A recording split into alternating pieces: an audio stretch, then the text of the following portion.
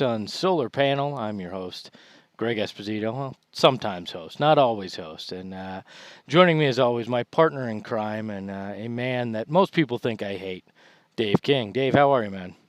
How's it going, asshole? Hey, whoa, let's just start there. And just so you know, Tim Tompkins is currently in self-quarantine, not because of the coronavirus, but because whatever he caught at Sun Summer League back in Vegas has flared back up. So he is not with us on today's Ha! episode.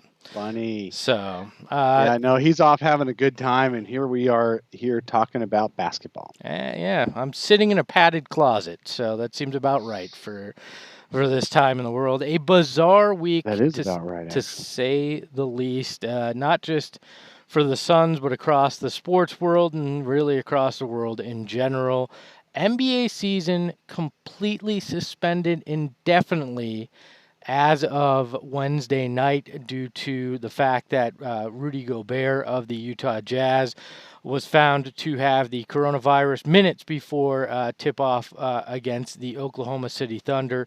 Uh, honestly, the league did the right thing in suspending play immediately after finding that out. I saw a chart where you could connect every single one of the NBA teams, whether it was from by players having played directly against the Jazz, by players having been a game being refed by somebody that had directly contacted the Jazz. All 30 teams within 5 days of that game had some kind of exposure. So it's the right Right. move here to do, even though it's uncomfortable for fans. And I wonder how many of those teams have had all their players and staff tested for coronavirus. That would probably double the number of tests given in this country so far. Well, it's amazing how fast the Jazz and Thunder got tests in Oklahoma City, wasn't it? Uh, Yeah, considering I heard there was one big metropolitan, I think it might have been Charlotte, but it could be wrong, that had like 3 tests total. yeah. Available to it. So to have 58 tests available at the drop of a hat in one evening, that's pretty good. So good for Oklahoma City collecting all those tests and giving them all to one set of players. It's crazy.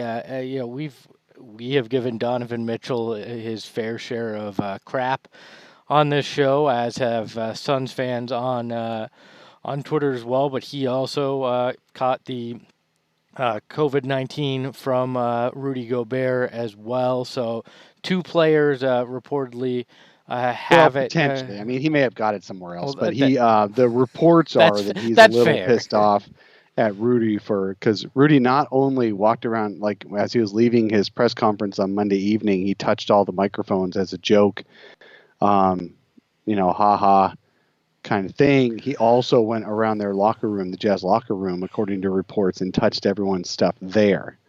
And then after that, they were all tested. Once he got tested, they were all tested, and Donovan Mitchell had it. And so there is reports that the players are a little frustrated with Rudy for being so cavalier with that.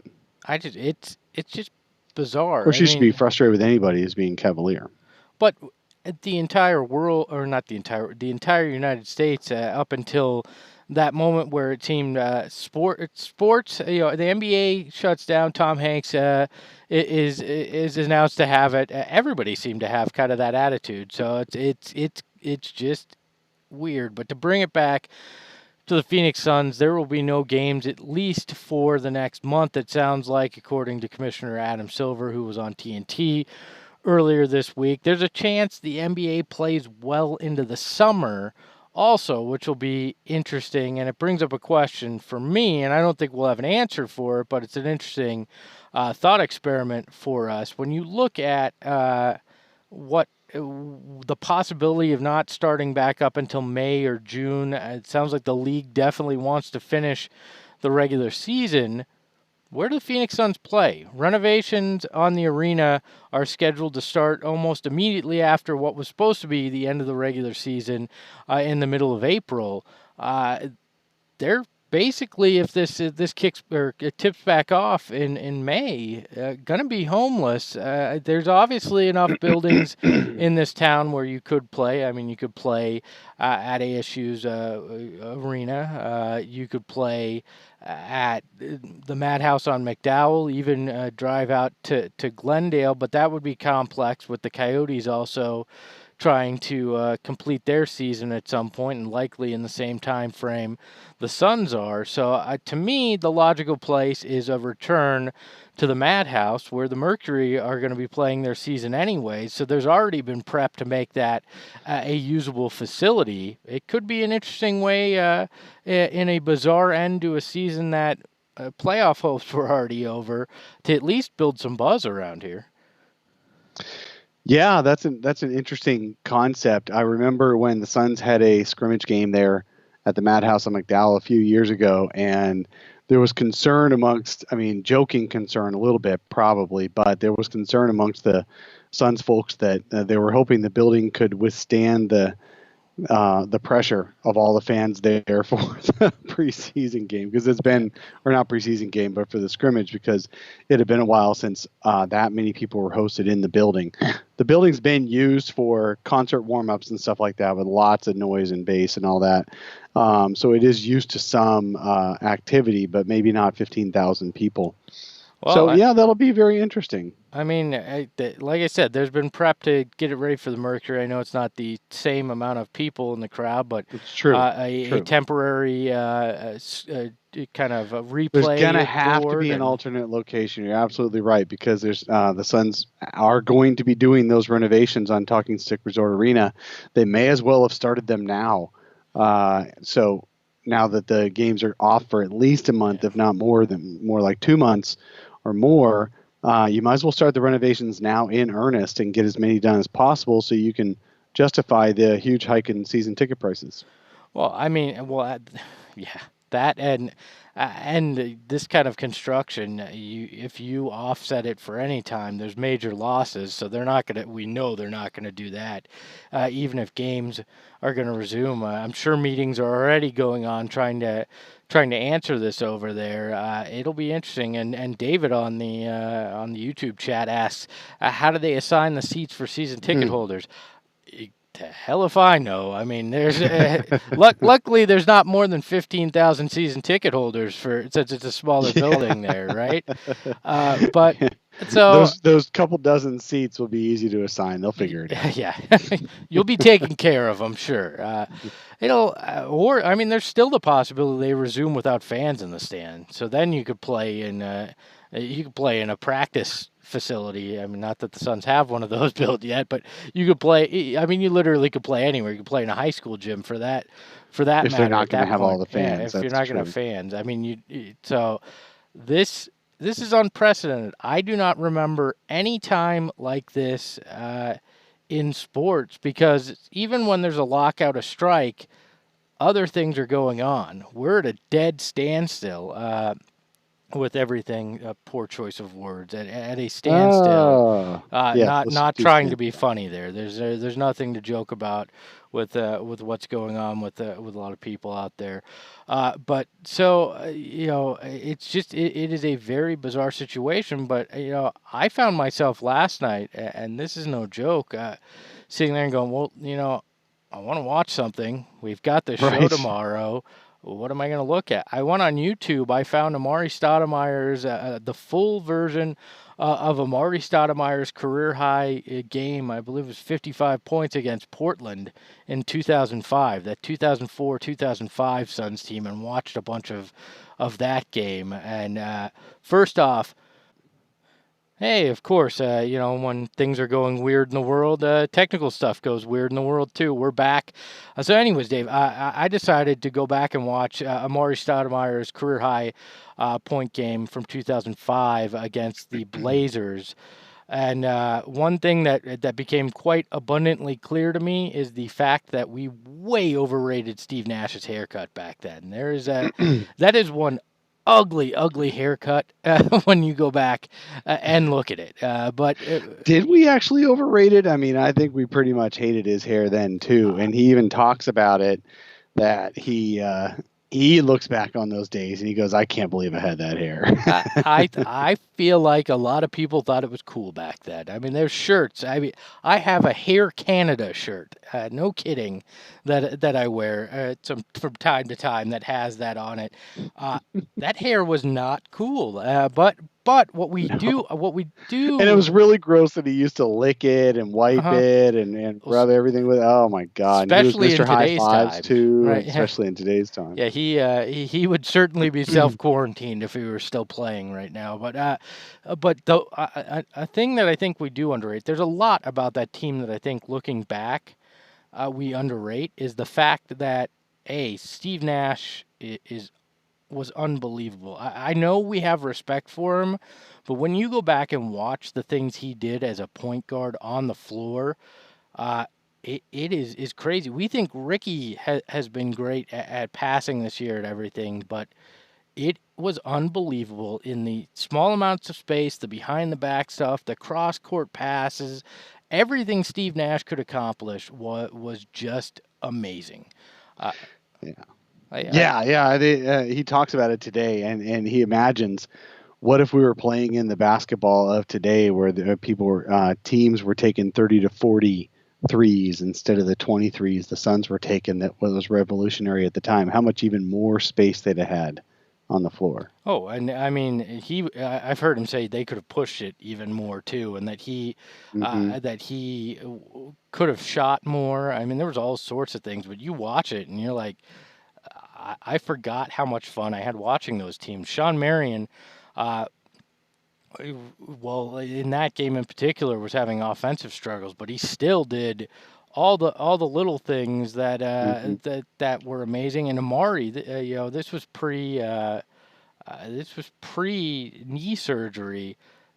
That guy, the jumping ability, just crazy. And the 2005 Blazers, that is one eclectic roster. Go back and look at that. You got like Nick Van Exel, Sebastian Telfair, just all sort weird roster. So I highly recommend doing a deep dive on YouTube and trying to find some of the great previous Suns games. I'm actually thinking I might go through and try to find as many as I can. Set up a spreadsheet that we all could just put links to great Suns games in there because we're all gonna need something to watch over the next handful of weeks and potentially months. And that brings us to something that the Suns are We're, trying to help people what's watch. sad is that we're treating this like people buying out toilet paper from all the stores. We should for quick. It's only a few weeks. I think we could survive. Hey, No, let's look at all the oldest. hey, Man, no, I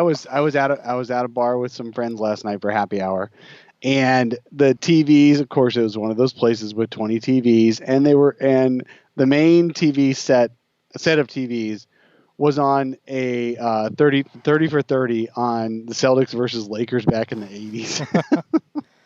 I, I'm I'm sorry, but I feel like even if it's only 2 weeks, they've said it's likely a month at the minimum.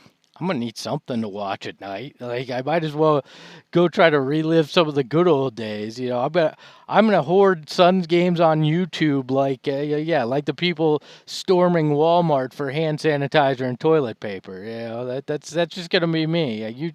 YouTube. So. Oh, but everything horror Someone talking did about ask a the. really good question. If Go we can good. come back to the 21st century for a minute, or Sure, the let's. 2100s, okay, or whatever, 2010s, I guess. We're not in the 2100s quite yet, are we? No, not yet. But we are in the 2010s. 2020s. Jesus Christ, I'm not thinking very clear. Anyway, Dave, are we you got a really feeling all good right over question. there? Yeah, right. We got a really good question posed to us in the YouTube chat. So does this mean that Kelly Oubre may come back healthy when play does resume because he's got all this time to do his rehab? And I think that's an excellent question. Well, It might be that he's perfectly healthy by the time they play games again. James Jones talked about that on Arizona Sports yesterday. I believe he was on with Doug and Wolf, and he talked about how this could just help them get healthy. They could come back with a fully healthy roster once play resumes. And I imagine even if we talk about it's only a month that they wait, you're going to have to do some kind of mini training camp, right? You're not going to be able to Yeah. just push these guys right back into Out playing at to the a highest game. No, level. you No, can't. you're going to have some time. So that's going to put a little extra time on this. I could imagine you could see Kelly Oubre, Cam Johnson back from the mono. And who knows? Even Frank Kaminsky with that mysterious broken kneecap. Maybe he's back. And you're talking other teams too. You could potentially see Kyrie Irving and Kevin Durant back for the Nets. I mean, if Ha! depending on how long this goes, if we're talking June, there's a chance that the Nets all of a sudden get a lot of people back. Super team. Yeah, they become a super team because of the hiatus. So. Well, yeah, but then again, Kevin Durant already suffered a great deal by coming back a little bit early. So I don't know about Kevin Durant Yeah, pushing anything aside to come back early, but that is really good. Really, it's really important to consider is that these guys now have time to do rehab and all that. They are still able to, although they're supposed to shelter in place, they're supposed to be at home staying separate from everybody, but I'm sure the teams are, and they're supposed to check in once a day with the team officials. I'm sure there's some kind of rehab schedules being worked out for guys. well, let's be honest. A lot of these guys have courts in their own home too, so I don't Or they think just they're go to not. Robert's house. Yeah, I think they're not play. It's not like they're not getting up shots. But the other thing to consider is right. LeBron was already having an MVP pace, right?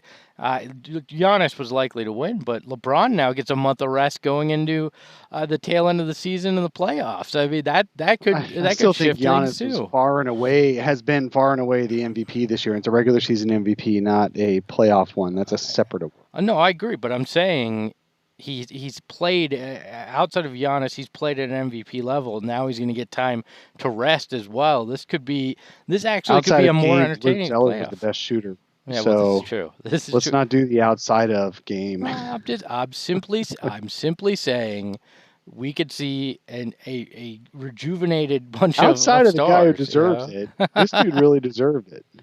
Oh wow. Justin Vega in the YouTube chat coming in hot. He says Nash is good, but I'd take Kidd over Nash.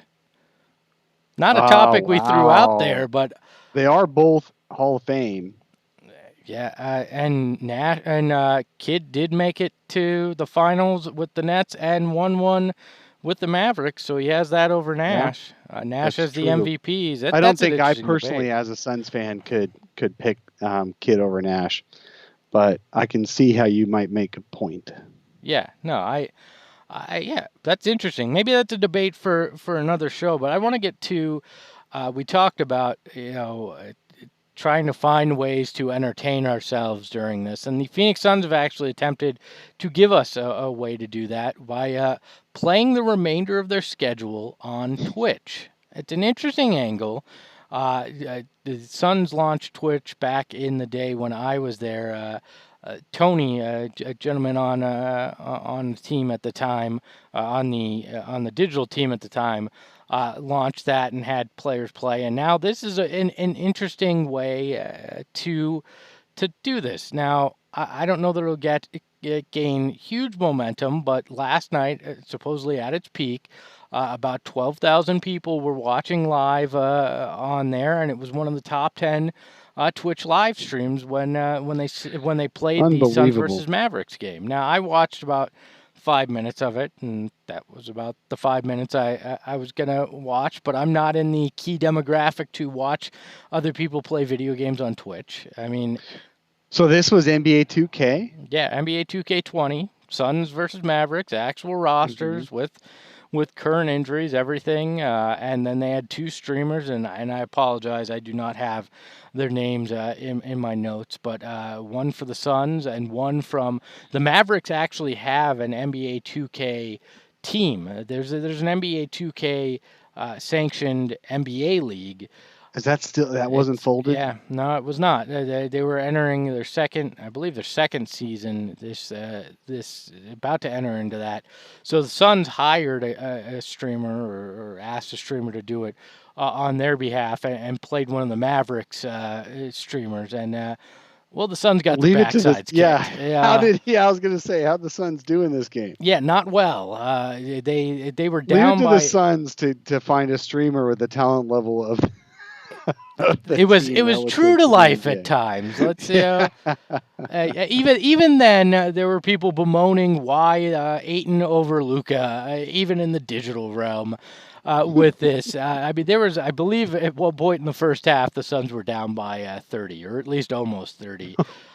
So this was a I would have stacked the deck at least for the first game, right? Wouldn't you hire a At least professional the first streamer? game, Yeah, yes. At but least make it work for the yeah, Suns. yeah. Don't you hire like a professional streamer and then have him play a 10-year-old that doesn't know a lot about NBA 2K? Something like just stack the deck, like Right. at least. But in our time of national crisis, it was good to know that certain things felt exactly like real life.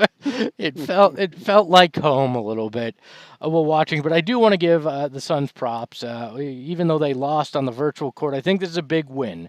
I think the digital team over there, and I don't know many of them anymore, but a major round of applause for that team coming up For with a setting unique that up on way. such Yeah, short notice. Yeah, yeah. Well, and absolutely. coming up with a unique way to keep fans engaged. Right now, being able to have some sense of normalcy is nice and always good when Suns fans can find a way to continue to have discussions. And Sam Cooper over at the Timeline podcast had me laughing because he was basically tweeting it as if it were a real game, including clipping highlights from it. So, uh, Sam, if you Clipping if you need highlights from if it. you Good need for you, any help, Sam. we're here for you.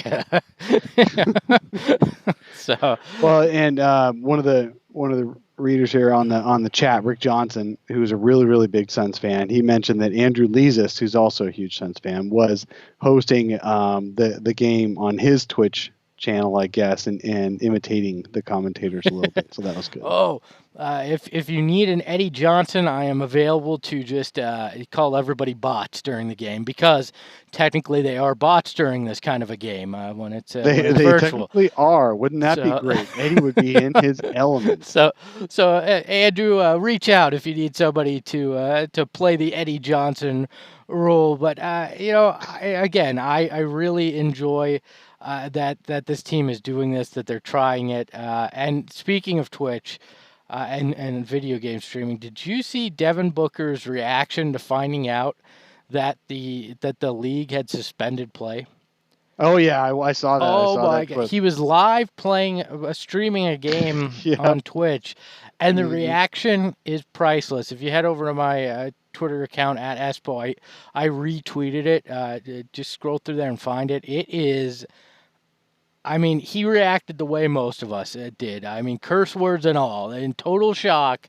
At Hmm. first, he thought it was a joke, and then he realized, Fuck. yeah, like it. I No was way, thoroughly, bro. thoroughly entertained. Like, but look, I mean, there are ways we're gonna find to entertain. We're still gonna do this show weekly. At least Dave and I. I don't know what Tim is gonna do, but we'll be here. Tim's out gallivanting the world with cheap flights. He skiing in Utah, I believe, was this week's adventure. So we'll see. Well, I See what just it I just is. saw somebody was looking up flights, and you can get to Japan and back for $500 these days. Yeah, you can't do anything when you get there, but yeah, have fun. You know, Uh, I wonder how much it costs or how much they pay you to go to the Wuhan district. I'm not even touching that. So, but we're still going to be here. We're still going to find ways to make this entertaining and discuss things. And Hey, I what, want to give a couple of props out to the yeah, Suns. go for it. Okay. Whoa, we need to talk about, yes, there's one. Go ahead with that one. I know where Okay. you're going. Yeah, you ready? Yeah, we're ready. All right. Very, very publicly and popularly, Mark Cuban said immediately when the season had been suspended, that he was going to find a way to compensate the part-time workers and all the folks who depend on those NBA games to make a living and pay their bills. And people immediately went on Twitter and saying, "Hey, all the NBA owners should do this." And of course, there were some Fun Suns fans who said that Robert Sarver would never do this. He's too cheap. Which was Uh, not fair, by the way. I was one that asked why haven't we heard anything, but it was not fair to say he wouldn't do it. It just was the time in which he might. and then some players came out pledging money toward paying these arena workers and all that. And I thought it was ridiculous that the owners had not banded together to all say that they would do something, Mm-hmm. but they hadn't. And just yesterday, I got a very quiet. We all got a quiet email. Nobody went on national radio or national TV or anything like that to say they were doing it. But the Suns just put out a nice little press release that says all these guys are going to be compensated, all the hourly workers, everybody. I've got some really good friends now from covering Suns games, ushers and security folks and all that. We say hi every time, every game. I know these guys live on this money. They also they work the concerts too, because I've been at Mm-hmm. concerts at Talking Stick Resort Arena. They also work Diamondbacks at the other. There's a lot of the cross pollination there with these folks. And the Suns did put out a press release saying that they are going to compensate these folks for the games that they missed, which is excellent because we don't want these folks on the street for the next or worried about paying their bills for the next few weeks until the league comes back. So that's really good. And if the league the games do get canceled instead of just postponed, then these guys won't have missed out on anything. So that's really nice. Yeah, and I pushed on this on Twitter about why haven't we heard anything for the Suns, and it was for a particular reason because while it wasn't due to a global crisis that games were missed. My first season, I accepted my position with the Phoenix Suns in September of 2011, right? And they were in a lockout when I took the job, but was told, "Oh, this is going to be over soon. We'll be playing, so no worry taking this job." So I left a career at Arizona Sports and went over to the Suns and kind of took a leap of faith, if you will, to take that job. And the lockout extended, as we all remember. And we were still working. We were doing content. We were doing all-time Suns drafts, all these kind of fun things to try to keep fans engaged. But the games kept getting pushed, and we got to Thanksgiving with no kind of answer to this lockout, and there started to be rumors that all full-time employees were potentially going to be furloughed. Part-timers were going to be let go if this went past Thanksgiving, and there was no real end in sight. And there's a fear in that, and I was a salaried employee. I can't imagine an hourly employee sitting in that situation, and that sense of hmm internal panic that I felt at that moment. The second I heard this, it re-triggered. I was thinking about these people, like Dave, like you're talking about, people we got to know that you see on a nightly basis when there's games when you're working in that building, that honestly, you cannot hold an event without them. They're the concession stand workers, the ticket takers, the greeters, the security, all these people that make it possible to have these events. And I just thought I can't imagine. I was fearful with nothing else going on in the world, just for my own.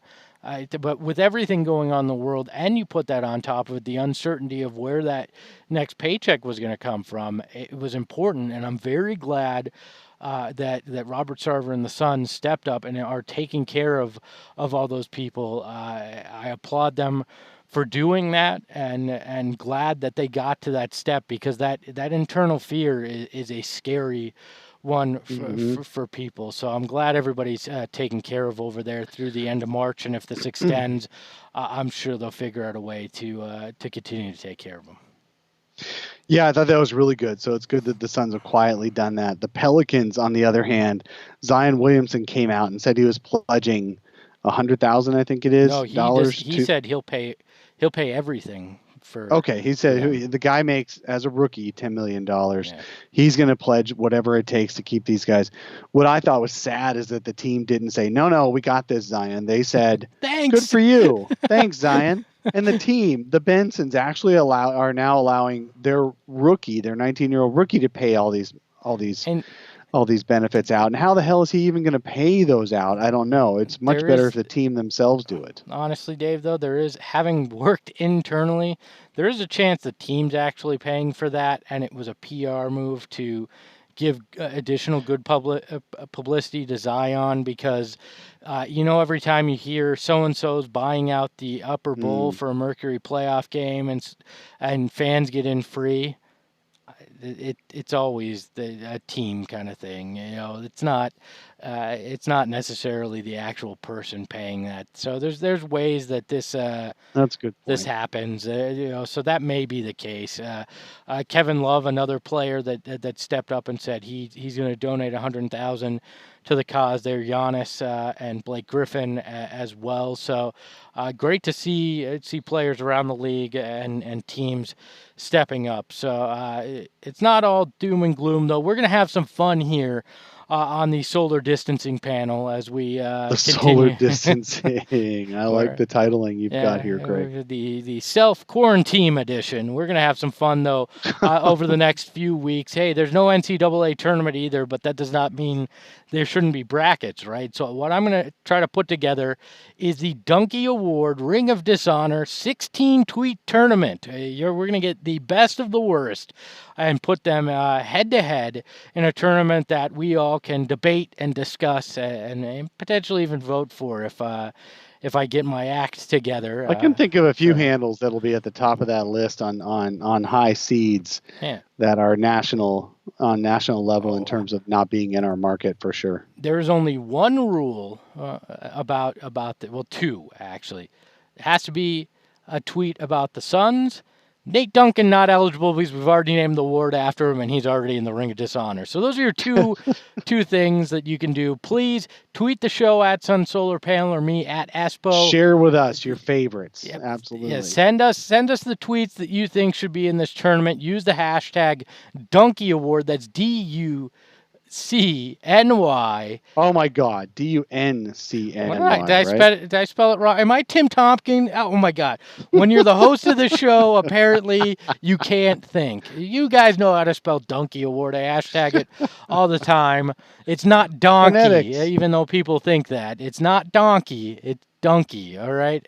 But yeah. So tweet us. We want to know who you think should be in. If I get a chance, since I'm working from home, my office is shut down.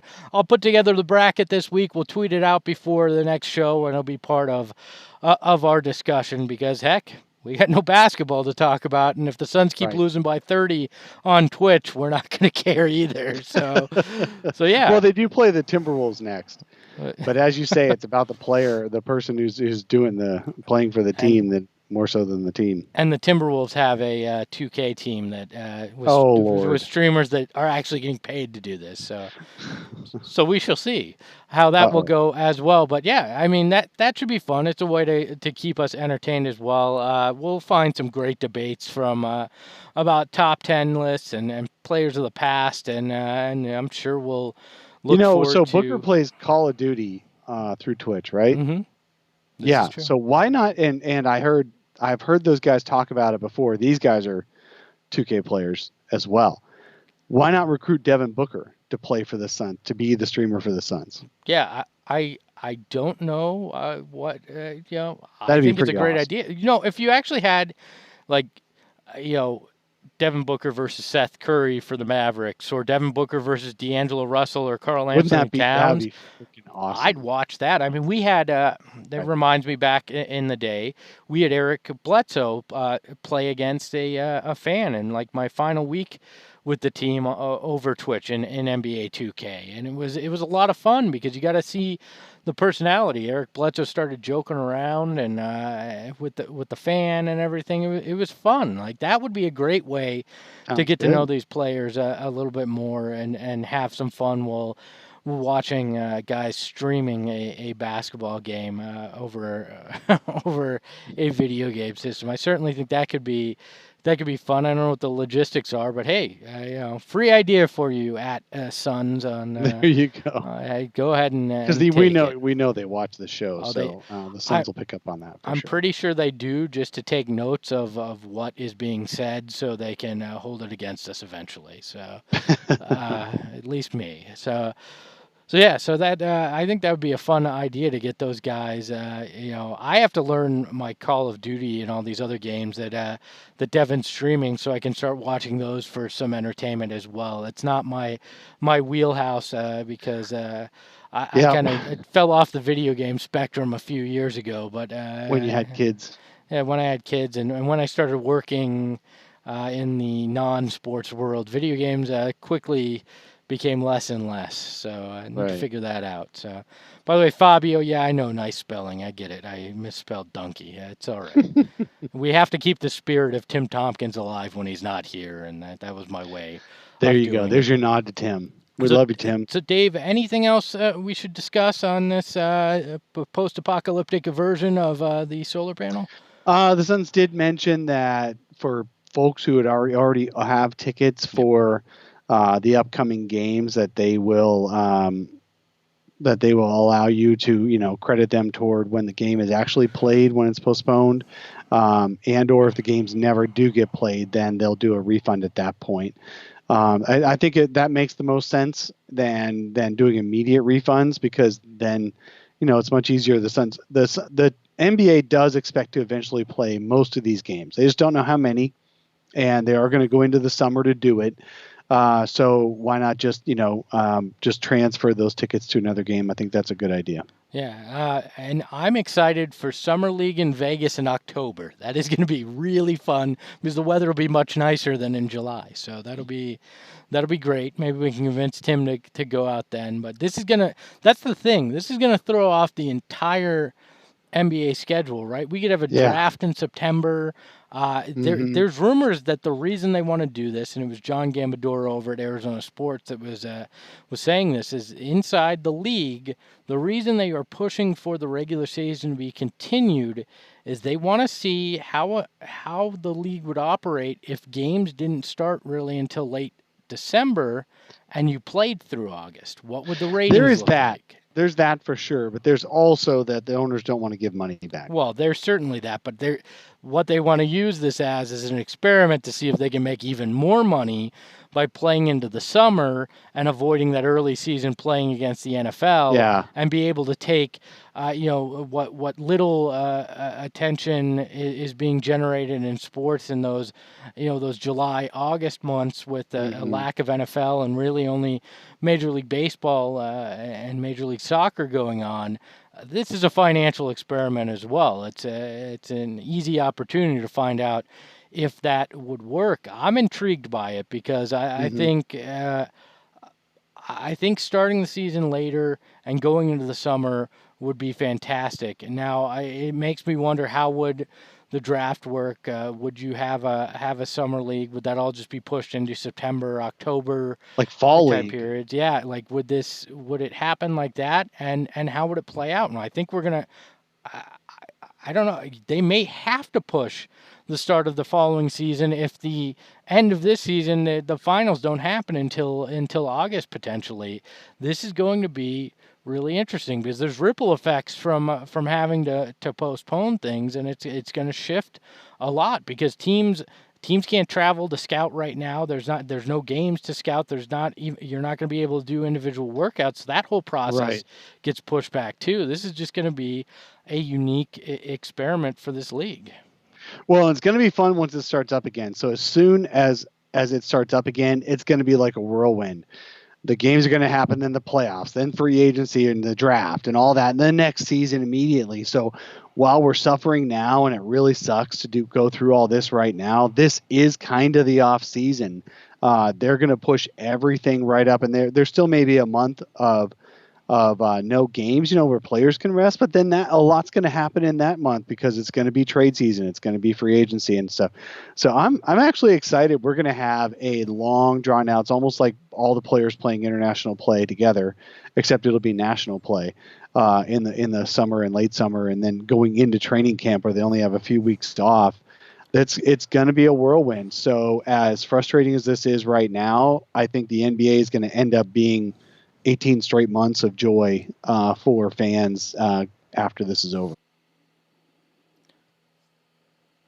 So, guys, for Dave King, I am Greg Esposito. We really appreciate you joining us here on the Sun Solar Panel. We will be back next Saturday to talk more Suns. The Duncy tournament is coming up, the Duncy Award tournament. So get in your tweets that you think deserve to be dishonored. We will vote through those. And yes, my tweets are eligible as well. So you can definitely have that. And then any topic you want the show to talk about, tweet us at Espo, at Sun Solar Panel. We will discuss it. For everybody in the YouTube chat, we really appreciate you guys. For everybody listening on the podcast feed, we appreciate you as well. Don't forget, you can hit the link in the show notes and support the show. We always appreciate that. Tim needs more glasses, and Dave, at his age, needs some stuff as well. So for those guys, I'm Greg Esposito. We'll talk to you next week here on the Sun Solar Panel.